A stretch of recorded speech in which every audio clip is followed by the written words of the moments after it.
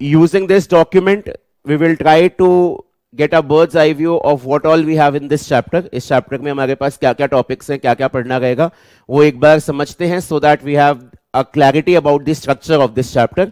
After that हम इस chapter के provisions को पढ़ेंगे.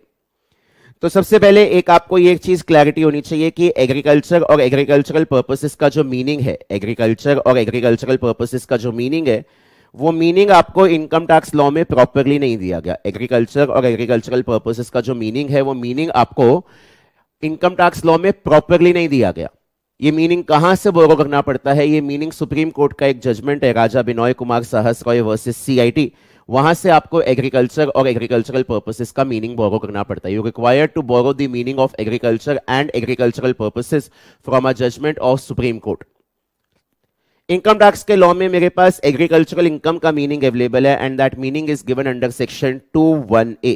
इनकम टैक्स के लॉ में एग्रीकल्चरल इनकम का मीनिंग है, and that meaning is given under section 21A, and that meaning is given in 3 parts: 21AA, 21AB and 21AC.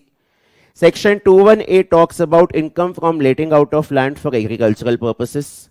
Section 21AB talks about income from agricultural operations, and Section 21AC talks about income from farm building. Section 21AA, it talks about income from letting out of land for agricultural purposes. Section 21AB talks about income from agricultural operations, and Section 21AC talks about income from farm building.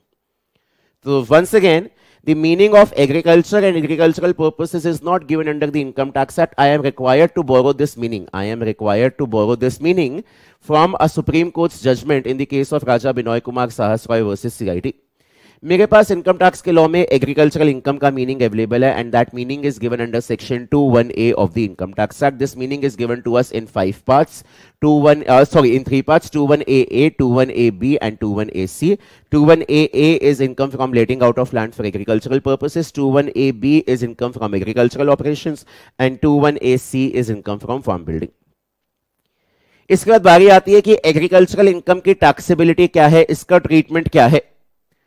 तो अगर आपने agricultural income India के बाहर से कमाई है, तो वहां पे आपको सेक्शन 10(1) पे एग्जेम्पशन नहीं मिलता. In case of ROR, such income is always taxable. In case of NOR and NR, such income would be taxable only if it is received directly in India. लेकिन कल को अगर आपने एग्रीकल्चरल इनकम कमा रखी है इंडिया से, in case you have earned agricultural income from India, that income is exempt under section 10(1). लेकिन अगर 3 कंडीशंस फुलफिल हो जाती है, तो टैक्स लाइबिलिटी निकालते टाइम पे आपको partial integration of agricultural income का लॉ लगाना पड़ेगा. फिर इसी टॉपिक में मेरे पास आगे जाके आता है कॉम्पोजिट इनकम का टॉपिक, कि जहां पे आपकी जो एक्टिविटी है वो बिजनेस प्लस एग्रीकल्चरल दोनों है. आपकी जो एक्टिविटी है वो बिजनेस प्लस एग्रीकल्चरल दोनों है. तो इस कंटेक्स्ट में मेरे पास जनरल प्रोविजंस अवेलेबल हैं अंडर रूल 7. मेरे पास जनरल प्रोविजंस जो हैं वो जनरल प्रोविजंस मेरे पास अवेलेबल है अंडर रूल 7, और मेरे पास कुछ इसके स्पेसिफिक प्रोविजंस भी हैं. मेरे पास कुछ इसके स्पेसिफिक प्रोविजंस भी हैं. दो specific provisions are for: number 1, rubber rule 7A, जहां पे 35% इनकम बिजनेस मानी जाती है, 65% इनकम एग्रीकल्चरल इनकम मानी जाती है. फिर मेरे पास कॉफी को लेकर रूल 7 भी आता है. कॉफी की अगर आप स्टार्टिंग की 2 एक्टिविटीज करते हो, ग्रोइंग एंड क्योरिंग, तो वहां पे 25% बिजनेस है, 75 एग्रीकल्चर. लेकिन कल को आप 4 स्टेजेस करते हो, growing, curing, roasting and grinding, तो वहां पे 40 बिजनेस है, 60 एग्रीकल्चर है. और टी को लेके मेरे पास रूल आता है रूल 8, यहां पे आपके पास 60 एग्रीकल्चर है और 40 बिजनेस है. साथ के साथ मेरे पास इस चैप्टर में बहुत सारे और छोटे छोटे पॉइंटर्स आते हैं कि कल को अगर हमने नर्सरी की इनकम कमाई, क्या वो एग्रीकल्चरल इनकम है या नहीं है. कल को मानो कोई कंपनी है जो एग्रीकल्चरल ऑपरेशंस कैरी आउट कर रही है, वो कंपनी डिविडेंड डिस्ट्रीब्यूट करती है. कल को कोई कंपनी है जो एग्रीकल्चरल ऑपरेशंस कैरी आउट कर रही है, वो कंपनी कल को डिविडेंड डिस्ट्रीब्यूट करती है.